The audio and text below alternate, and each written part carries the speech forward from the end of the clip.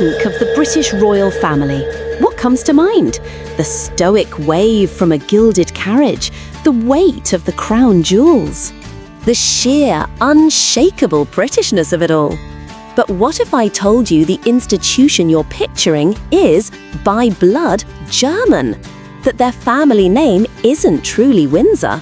It's Saxe-Coburg and Gotha, a name that sounds more at home in a remote German forest than on the throne of England.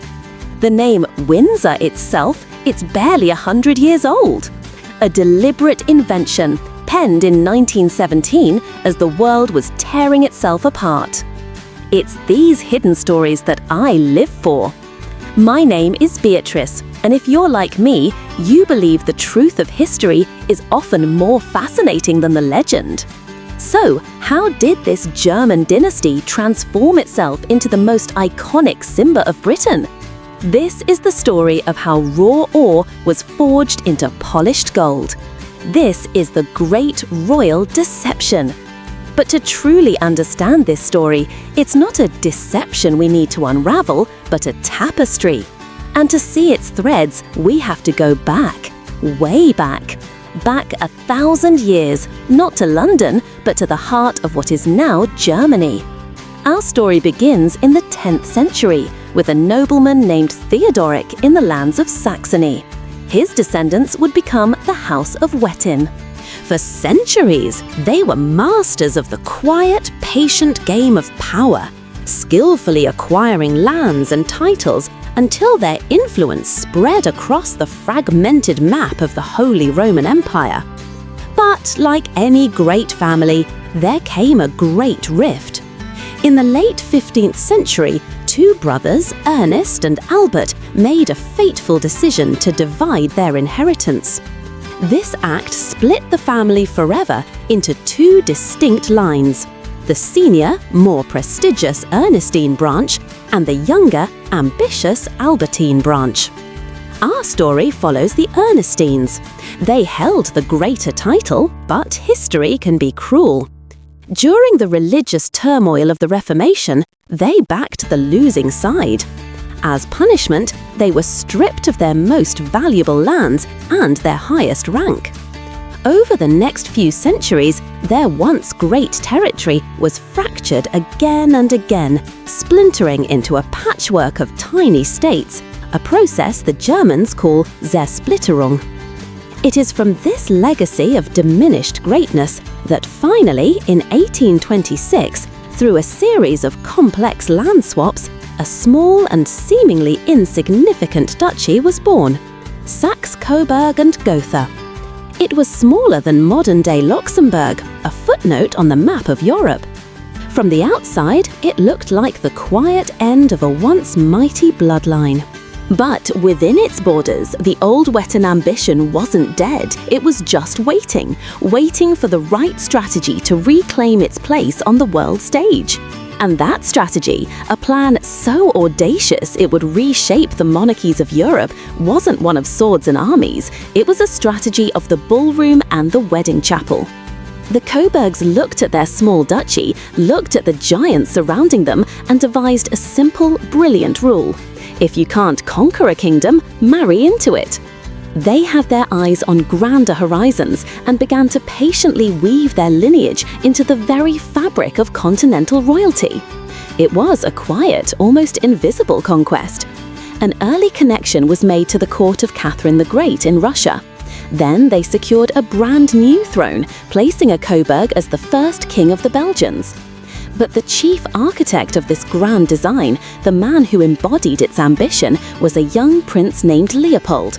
He wasn't just a name in a ledger, he was a rising star, handsome, intelligent, and a decorated cavalry officer who had fought against Napoleon.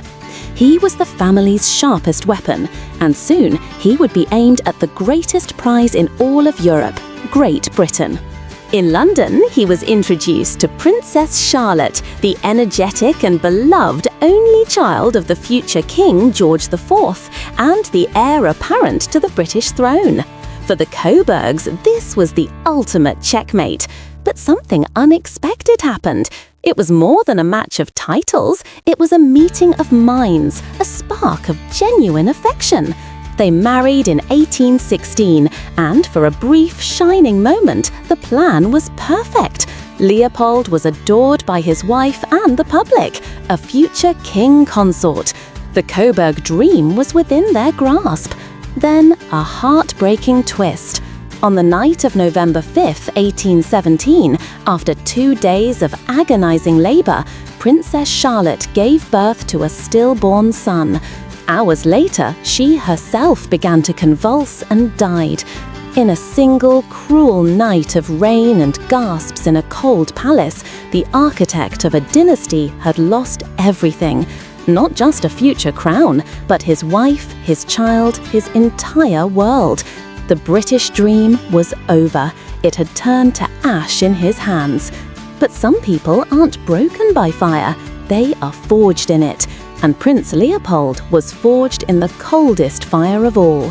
While England mourned its lost heir, Leopold quietly rebuilt. He accepted the throne of a brand new country, Belgium, in 1831. From the outside, it looked like he had moved on. In reality, he had just secured a new, powerful piece on the European chessboard. He had lost a battle, but the war for the British crown was far from over. He was no longer just a prince-in-waiting. He was a king, a grandmaster resetting the board for an entirely new game. From his new throne in Brussels, he surveyed the intricate web of European royalty, a web he knew better than anyone. And he saw the path to a checkmate. The key wasn't one piece, but two. On one side of the board, his sister's daughter, the young Princess Victoria, now improbably heir to the British throne. On the other side, his brother's handsome, fiercely intelligent son, Prince Albert of Saxe-Coburg and Gotha. Leopold became the ultimate mentor, the ultimate matchmaker. He was the trusted uncle, the whisper in Victoria's ear, the guiding hand for Albert. He wasn't just suggesting a marriage, he was executing the final move in his family's grand strategy. He was weaving the two halves of his own lineage together, right at the very heart of the British Empire. It was the Coburg Stratagem, resurrected from the ashes, more potent than ever. When Victoria and Albert married in 1840, it was more than a royal wedding. It was a silent coronation for the family. The dynasty had finally arrived. And when their son, Edward VII, ascended the throne upon Victoria's death in 1901, the game was won. The House of Saxe-Coburg and Gotha, from a tiny German duchy, now sat on the throne of the most powerful empire the world had ever known. A plan conceived in ambition and nearly destroyed by tragedy had been brought to a stunning, triumphant conclusion. A triumphant conclusion, or so it seemed. But history, as we know, rarely allows for such neat endings. And just as the House of Saxe-Coburg and Gotha reached its zenith, the world decided to catch fire. The year is 1914. The grand, confident peace of the Edwardian summer shatters. War with Germany. And suddenly the royal family's German heritage, once a symbol of European connection, became a dangerous liability, a stain. A tempest of anti-German sentiment roared across Britain. On the streets, dachshunds were kicked. In the halls of power, whispers grew louder. The king, George V, was in an impossible position. His own first cousin was Kaiser Wilhelm II, the face of the enemy. Their shared family name, Saxe-Coburg and Gotha, felt less like a royal title and more like a betrayal. And then the bombs began to fall on London. German planes raining death from the sky. The name of the most terrifying of these machines? The Gotha. Imagine that. Imagine being the king, standing in Buckingham Palace, hearing the air raid sirens wail through the city, knowing that the very name of the machine sent to destroy your people is part of your own. It wasn't just a political problem anymore. It was an existential crisis, a direct threat to the crown itself. The family had spent a century patiently, strategically becoming British.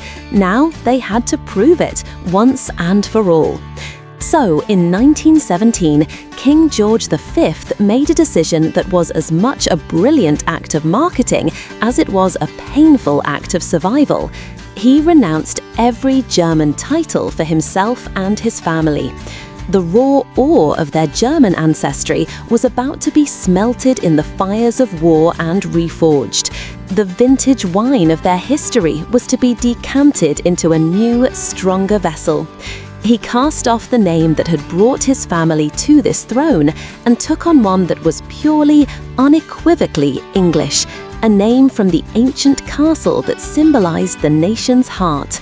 From that day forward, the dynasty would be known as the House of Windsor. From that day forward, the dynasty would be known as the House of Windsor. A new name, a fresh start. It felt like the final chapter of a long, difficult story. But the greatest test for this new British dynasty wouldn't come from a foreign war or a political rival. It would erupt from the very heart of the family, in a crisis that pitted a king's heart against an ancient crown. At the center of it all was the new king, Edward VIII. Handsome, popular, a veteran of the Great War, he felt more like a movie star than a king. And he was desperately in love with Wallis Simpson, an American socialite who was sharp, witty, and entirely unsuitable in the eyes of the old guard. She was not just a commoner, but on the verge of her second divorce. Theirs was a whirlwind romance, played out in sun-drenched villas and smoky jazz clubs. It felt intoxicatingly modern. For a public weary of rigid tradition, their story was a symbol that even an ancient monarchy could change. For a fleeting moment, it seemed that love could conquer all. But the British Constitution is an unromantic document, and the crown is not just a pretty symbol, it's an office bound by sacred duty. As king, Edward was the supreme governor of the Church of England. For him to marry a divorcee whose 2 ex-husbands were still alive was a theological and legal impossibility for the very church he was sworn to lead. This wasn't just snobbery, it was a full-blown constitutional crisis. The government, under the stern Prime Minister Stanley Baldwin, saw the monarchy itself beginning to fracture. The choice was presented to Edward not as a matter of the heart, but of the state. The confrontation was polite, but brutal in its clarity. Baldwin laid out the stark reality. The cabinet would resign. The government would be paralyzed. The infamous ultimatum wasn't a threat, but a simple statement of fact. You can have the throne, or you can have Mrs. Simpson. You cannot have both. The weight of an entire empire rested on that one deeply personal choice. On a cold December night in 1936, the fairy tale shattered. In a melancholic radio address that reached every corner of the globe, Edward VIII announced he was giving up the throne for the woman I love. His shy, stammering younger brother, Bertie, would become King George VI. It was a moment of immense personal tragedy and public fascination. But the story doesn't end with a romantic sacrifice. It takes a deeply unsettling turn. Just a year later, in 1937, the newly created Duke and Duchess of Windsor embarked on a tour of Nazi Germany as personal guests of Adolf Hitler. Photos of the former king smiling alongside the Führer sent shockwaves through London. Whether it was a catastrophic error in judgment or a sign of genuine sympathies, the visit forever tainted their story. It cast a long, chilling shadow over their great romance. The abdication was more than a scandal. It was a baptism by fire for the new House of Windsor. It proved that changing their name wasn't enough. The greatest threats were no longer external armies, but the unpredictable, deeply personal choices made by those within the family itself. And yet, it was from the ashes of this very internal crisis that the modern monarchy we know today was forged, under the steady hand of one extraordinary woman. When Elizabeth II was crowned queen, the world was a different place. Her coronation, broadcast through the black and white crackle of television sets, was itself a radical act of modernization, a quiet promise to bring an ancient institution into a new age. For 70 years, she was the calm center in a world of dizzying change, a living thread connecting the post-war era to the digital frontier. She was the final, perfect decanting of that vintage wine we spoke of, a masterclass in stability. But the trials of the House of Windsor were far from over. The internal threats, once personified by a single abdication, now morphed and multiplied under the relentless glare of modern media. The tragic death of Diana, the scandals surrounding Prince Andrew, the painful departure of Harry and Meghan, each event tested the family's resilience in new and profound ways, forcing them to confront the same fundamental question their ancestors did: how do we survive? The answer, it seems, is by always looking forward. Today, the bright image of Prince William, his wife Catherine, and their children emerges as a new beacon of hope. It is the family's latest and perhaps most crucial adaptation, a picture of relatable duty designed for the 21st century. From a tiny German duchy with ambitious dreams to the global symbol of British identity, the story of this family is one of astonishing transformation. Raw ore, polished into gold through centuries of strategy, luck, and sheer will to endure. So, I leave the final question with you. After this long, winding journey, what is your personal opinion? Is the House of Windsor a shining beacon of history and stability, or a beautiful but outdated anachronism? I'd be genuinely fascinated to read your thoughts in the comments. If this story resonated with you, a simple like would mean the world. And if you love uncovering these hidden narratives as much as I do, consider subscribing and joining our little corner of the internet. There are so many more stories to tell.